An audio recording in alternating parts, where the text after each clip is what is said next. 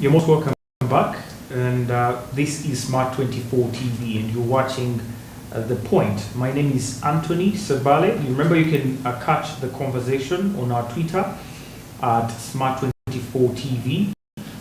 You can also go to our YouTube. We are 24 TV Live, and you can leave a comment in the comment section. We are still talking the East African community integration, and especially its impact on the young people, the opportunities, the innovations that the region does provide. Now, talking about young people, currently, if you walked into Entebbe Airport, you will find thousands of young people actually flocking out of the country every week. And monthly figures show that we have over 10,000 Ugandans, monthly, moving out of the country to countries like United Arab Emirates, Oman, Qatar, Iraq, and the like, especially in the Middle East, in search for job opportunities. Now, on the good side of things, these people bring in over 1.2 billion US dollars in remittances. That is money they are sending back home to their families, and money that is, of course, going into the Ugandan economy. But on the other hand, there have been several issues of human trafficking. There have been cases of violence. There have even been deaths that have been registered across these countries for Ugandans that have gone to these countries to exploit some of these opportunities. And I want to bring in Mr. Tusime here in the discussion on the cost and the benefit of our young people, our productive labor force that we are actually carrying abroad, and actually what we can do to kind of reduce that number, but also bring a balance to it. Mr. Tusime, on this issue, there's a cost and a benefit. We are getting a lot of remittances from abroad, and of course this is fueling our economy as a country and as a region. But at what cost is this currently? Thank you so much, Anthony. Before I go into your question, I want to supplement my brother Kundo when you asked him about the issue of language. And I agree that the issue of language is so paramount. That's why the East African community, we have formed what we call the Kiswahili Commission to be our language. It is actually in Zanzibar. And when you look at all our communities on our borders, we almost speak almost the same language. The Bantu language cuts across. It's just a matter of mindset to ensure that we embrace our languages and ensure that we promote our culture, because there is no integration without identity, without culture. And young people out there must embrace our culture, must embrace the Kiswahili as our language, because it is spoken in DRC, it's spoken in Uganda. Of course, we are now trying to teach students to speak Swahili, and even the people in the community, the Juakari sector and informal sector, must actually embrace the language issue. I also talk about the issue of innovation. The East African community put a commission which is called the East African Science and Technology Commission. That commission is based in Rwanda, and it is charged to promote innovation, science and technology in the region. And how they are doing it, they are training young people in business management. They are training young people in intellectual property. For example, if you have come up with your idea, how will you ensure that your idea is not stolen? So the intellectual property is also there. They have also brought in the aspect of the East African Biotechnology Commission, and they have the East African Bioeconomy Strategy that they use, like what my brother Kundo was talking about, the COVIDX revolution, the herbal medicine, where people are using the natural organic remedies to ensure that they promote science and innovation. So that commission is there. They have now brought the East African Youth Innovation Forum. We have just finished one at Hotel Africana, where young people who had good ideas were given money to start with, and they are now building hubs. And now they are teaming up with MasterCard Foundation and the East African Community Secretariat to ensure that they revolutionize ideas of young people and train them to ensure that at least the Vision 2050 of the East African community where young people will be prosperous, driving the economy. But again, when we have reduced the poverty levels towards below, actually I think a single figure. So that's very good. Coming to your question about labor externalization, one thing we must appreciate is that the East African community itself embraces free movement of people, free movement of capital, and free movement of labor. Free movement of labor in a sense that each and every person is supposed to work anywhere in the East African community. Why did they envisage this? Is because they believe that when capital moves and labor moves, development comes. And now what we need to dwell into is the legal frameworks that are available.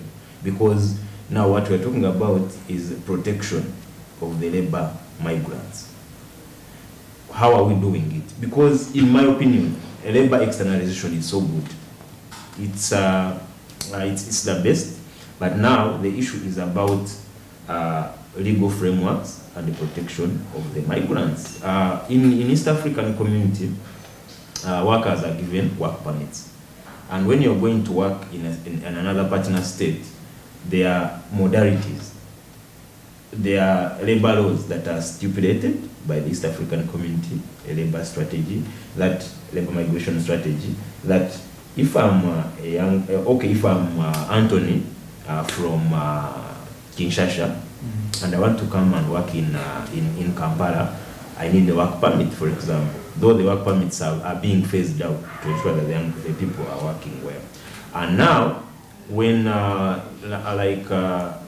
the issue of, I will give you an example of domestic workers, people who are not professional. Like, you see, labor has many categories. There is a professional labor, and there's this one that, these are people who are not, there is informal and formal. So, if I have my degree, I can easily move to Kenya and start working. But now if you look at the workers in the EAC, like the maids, the masons, the people who look after animals, all those ones, there's how they are protected, and the legal frameworks are there. So in the EAC, we still also have abuses by the, if we are young, but some people have maids. But if you look at someone, if you got a maid from Rukunjiri, for example, that young person is, the East African child policy defines a young person, a child, someone who is below 18. So you have brought a child, but you're exposing the child to child labor. Some of them are being mistreated. So you can look at it in the EAC perspective. Now, when we go at the diaspora engagement versus remittances, and actually before I go there, I want to report, and I will not fear without contradiction, that if you go to Tanzania, there are airports, you will see very few young girls going out, but on the international terminals. But if you go to their local and domestic terminals, these people are moving in there, they are moving to Mwanza, they are moving where? To work. Meaning within that, Tanzania. Yeah, within Tanzania. Meaning that the policies in Tanzania are a little bit better. If you cross here to Rwanda, if you're to bring a multinational company in Rwanda, 80% must be owned by Rwandans. You get? But the challenge we have in Uganda here is that our young people are not protected. And that's why you see an exodus of moving. Yes, I agree, Kenya also, there are some young people who are moving. It's very worse in South Sudan, and because of the lawlessness that was there, but now the country is stable. And it's also, they used to take advantage of Burundi, but now Burundi is now, with the presidential initiative, they are now having the young people remain in their country. So, in Uganda, first of all, we need to change our mindset. That look, you can make it here. Because if you go into the statistics, you'll find that Uganda and Kenya, they have a high turnover of brain drain. Even people who have studied want to go to work in Canada, in Uganda. Because we would say that those days, the country was unstable. But now, of course, people used to go to Zambia, people used to go to South Africa, America, and Sweden to go and work. But the country is now stable. the opportunities are there. Now, our government must ensure that if a multinational company is coming to set up here, let's copy around. Copy and paste is not bad. It's an East African community country, a partner state, which is saying, give our young people jobs. And we are going to follow you up, not just these jobs of being helpers or I want to mention some jobs, but we want professional jobs. We want our people's labor rights protected. That is one. Then after that, we go to bilateral agreements. What do we sign with these countries? And how are our young people going? Because you realize that we have failed as Uganda and partly as a community to protect our young people. Because we know that there are some young people who are taken in informal ways through Kenya, and they go and they are taken, they are given different names. So we need to work with our Interpol, the international police, to ensure that we curb that vice. We ensure that one person, if I'm going to Dubai, the bilateral agreement is very clear, the government has signed, the Minister of Labor, Gender and Social Development is aware that this person is going here. Because we need to close those loopholes. The issues of abuse come into existence because these people, some of them go informally. Two, the government has not come out clearly to ensure that we work on the bilateral agreements that we make with these countries, to ensure that our people are protected. If you touch a citizen of Uganda, the voice should come clearly. And it should be heard, not these issues of corruption where someone is killed. We are seeing in media, someone's organ is taken out and maybe someone else has eaten money and the case dies there. The government might come out and must come out and pronounce itself there, because the labor externalization and diaspora engagement is good for integration. First of all, they bring in money. Secondly, skills. Burundi has a program, exchange program with China. When a person goes to China, he's supposed to learn the skills to promote Burundi. You get it? But Uganda, when a young person goes to Dubai, when I go as an engineer, I'll find myself on a wheelbarrow, maybe as a wheelbarrow pusher, which is very unfortunate. But if we internalize and say, let's now promote skills. You're from China, our people are going there, give them jobs, put there a program where they will be trained, and make sure that we follow up, because Uganda, I think in the EAC, we are the partners, much as I'm at the secretariat in Arusha, but I'm a Ugandan, so I have to be proud of that. But we have very many missions and embassies compared to these other partner states. But let me tell you, these people, some of them are sleeping, and I will not fear to say that, because you cannot be on a mission or at an embassy and you fail to carry the interest of your country. You can't protect your citizens. I will give this for a fact. When a Tanzanian steps in Uganda, the embassy is aware and they will even follow up. Kenyans normally even have databases of which Kenyan is here and who is there. So, my fellow Ugandans, where are you? Why are you given a mission job and you're working for government and you can't help your people? So that's also another challenge that we need to look at. Then young people, this is a caution. You cannot just go and be blinded. Change your mind. When you're going to work abroad, make sure you go through the right channel. And this information is available. The Ministry of Labor, Gender and Social Development has their website. The countries that are, the companies that are supposed to take these young people are there.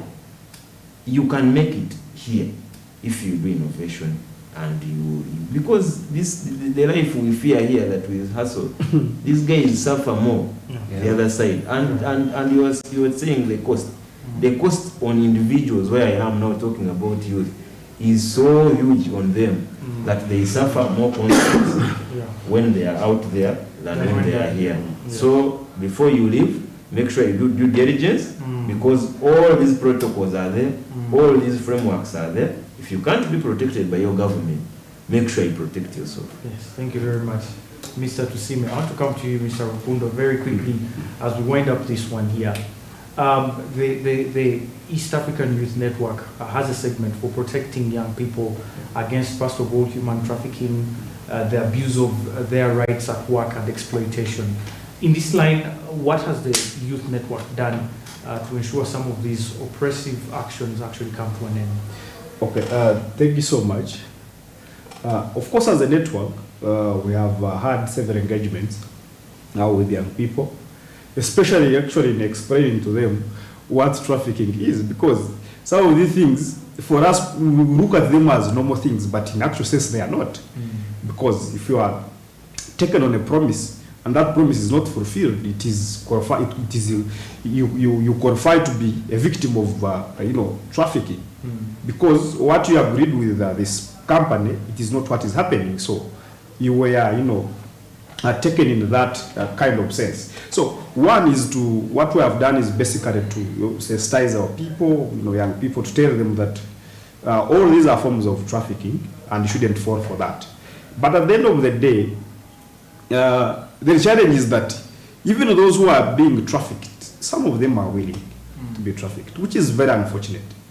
Very, very, very sad. They are so desperate. Yeah, I mean, true. They have failed to see anything good. Yeah, I really agree that because of the hurdles, the economic hurdles that we go through as young people in our country, you find that you are even willing not even ask so many questions about where you are going, the company that is taking you. You are not interested in doing the due diligence. You are only interested in flying to Oman and get to work because you want to earn, you want to improve the lives of your people, you want to do all that. But we must also acknowledge that there are risks involved. In much as we are desperate, but there are also more situations that may come up as a result of getting into this kind of work.